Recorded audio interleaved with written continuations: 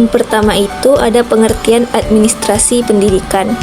Secara etimologis, kata administrasi berasal dari bahasa Latin ad dan ministro. Ad berarti kepada dan ministro berarti melayani. Dengan demikian, secara bebas dapat diartikan bahwa administrasi adalah memberikan pelayanan kepada dalam pengertian yang luas. Administrasi adalah suatu proses yang pada umumnya terdapat pada semua usaha kelompok, pemerintah atau swasta, sipil atau militer, besar atau kecil. Selanjutnya, kepala sekolah sebagai administrator. Kepala sekolah adalah guru yang diberi tugas tambahan untuk memimpin taman kanak-kanak luar biasa, sekolah dasar atau SD, sekolah dasar luar biasa atau SDLB, sekolah menengah pertama atau SMP, sekolah menengah pertama luar biasa atau SMPLB, sekolah menengah atas SMA, sekolah menengah kejuruan atau SMK, sekolah menengah atas luar biasa atau SMALB, atau sekolah Indonesia di luar negeri. Sebagai administrator, kepala sekolah bertanggung jawab terhadap kelancaran pelaksanaan pendidikan dan pengajaran di sekolahnya. Peran ini mencakup pengelolaan seluruh komponen sekolah yang meliputi sumber daya manusia atau tenaga pendidik dan kependidikan, sarana dan prasarana, anggaran atau keuangan, kurikulum, kesiswaan, hubungan masyarakat, serta ketatausahaan sekolah. Kepala sekolah sebagai administrator bertugas untuk mengelola administrasi kegiatan belajar mengajar dan bimbingan konseling, administrasi kesiswaan, administrasi ketenagaan, administrasi keuangan, administrasi sarana dan prasarana, dan juga administrasi persuratan. Yang selanjutnya, fungsi administratif kepala sekolah. Yang pertama, perencanaan. Perencanaan merupakan fungsi administrasi yang paling mendasar.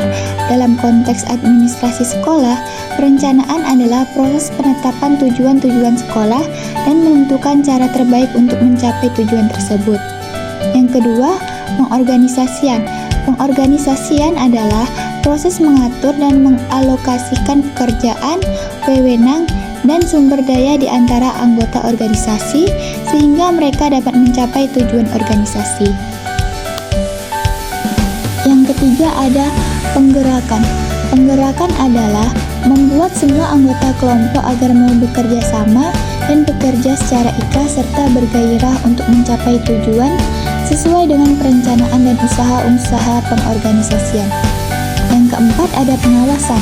Pengawasan sebagai proses pengamatan dari seluruh kegiatan organisasi guna lebih menjamin bahwa semua pekerjaan yang sedang dilakukan sesuai dengan rencana yang telah ditentukan sebelumnya. Dan yang terakhir ada evaluasi. Evaluasi sebagai proses mendeliniasi, memperoleh, dan menyediakan informasi yang berguna bagi pengambilan keputusan. Dalam administrasi sekolah, evaluasi dilakukan secara komprehensif terhadap seluruh aspek penyelenggaraan sekolah. Kepala sekolah melaksanakan fungsi evaluasi dalam bentuk evaluasi diri sekolah, evaluasi program sekolah, dan penilaian kinerja guru dan tenaga kependidikan, serta evaluasi terhadap ketercapaian standar nasional pendidikan. Hasil evaluasi digunakan sebagai dasar penyusunan program perbaikan dan pengembangan sekolah ke depannya. Nah, selanjutnya kita akan membahas tentang kompetensi kepala sekolah sebagai administrator. Kompetensi manajerial kepala sekolah sebagai administrator mencakup kemampuan yang pertama, ada menyusun perencanaan sekolah atau madrasah untuk berbagai tingkat perencanaan. Yang kedua, mengembangkan organisasi sekolah atau madrasah sesuai dengan kebutuhan. Yang ketiga, memimpin sekolah dan madrasah dalam rangka pendayagunaan sumber daya manusia secara optimal. Dan yang keempat, mengelola perubahan dan pengembangan sekolah atau madrasah menuju organisasi pembelajaran yang efektif. Yang kelima, menciptakan budaya dan iklim sekolah atau madrasah yang kondusif dan inovatif bagi pembelajaran peserta didik. Yang keenam, mengelola guru dan staf dalam rangka pendayagunaan sumber daya manusia secara optimal. Yang ketujuh, mengelola sarana dan prasarana sekolah atau madrasah dalam rangka pendayagunaan secara optimal. Selanjutnya, yang kedelapan, yaitu mengelola hubungan sekolah atau madrasah dan masyarakat dalam rangka pencarian dukungan ide, sumber belajar, dan pembiayaan. Yang kesembilan, mengelola peserta didik dalam rangka penerimaan peserta didik baru dan penempatan secara pengembangan kapasitas peserta didik. Yang ke-10, mengelola pengembangan kurikulum dan kegiatan pembelajaran sesuai dengan arah dan tujuan pendidikan nasional. Baiklah, selanjutnya kita akan membahas tentang tantangan dan strategi kepala sekolah dalam fungsi administrasi. Tantangan yang dihadapinya itu biasanya yang pertama ada beban administratif yang berlebihan. Kepala sekolah seringkali terjebak dalam urusan administratif teknis yang bersifat rutin sehingga mengabaikan fungsi kepemimpinan pendidikan yang lebih substantif. Yang kedua, keterbatasan sumber daya. Banyak sekolah, terutama di daerah terpencil, menghadapi keterbatasan dalam hal tenaga pendidikan, sarana prasarana, dan anggaran yang menjadi kendala dalam pengelolaan administrasi. Selanjutnya, C. Tuntutan pelaporan yang kompleks. Tuntutan pelaporan yang kompleks, sistem pelaporan pendidikan yang semakin kompleks dan berbasis teknologi, menurut kepala sekolah untuk terus meningkatkan kapasitasnya.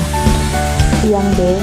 Resistensi terhadap perubahan. Upaya pembaruan sistem administrasi sekolah kerap mendapatkan resistensi dari berbagai warga sekolah yang sudah terbiasa dengan acara-acara lama. Selanjutnya ada strategi menghadapi tantangan. Untuk menghadapi berbagai tantangan tersebut, kepala sekolah perlu menerapkan strategi yang tepat. Beberapa strategi yang dapat ditempuh kepala sekolah dalam memperkuat peran administratifnya antara lain: memperdayakan wakil kepala sekolah dan tenaga tata usaha, manfaatkan teknologi informasi dalam mengelola administrasi, dan mengembangkan budaya kerja yang profesional. Kesimpulannya, berdasarkan pembahasan yang telah diuraikan pada bab sebelumnya, dapat disimpulkan bahwa administrasi pendidikan merupakan suatu proses yang sistematis dan terintegrasi yang meliputi kegiatan perencanaan, pengorganisasian, penggerakan, pengawasan, dan evaluasi dalam rangka pengelolaan seluruh sumber daya pendidikan guna mencapai tujuan pendidikan secara efektif dan efisien.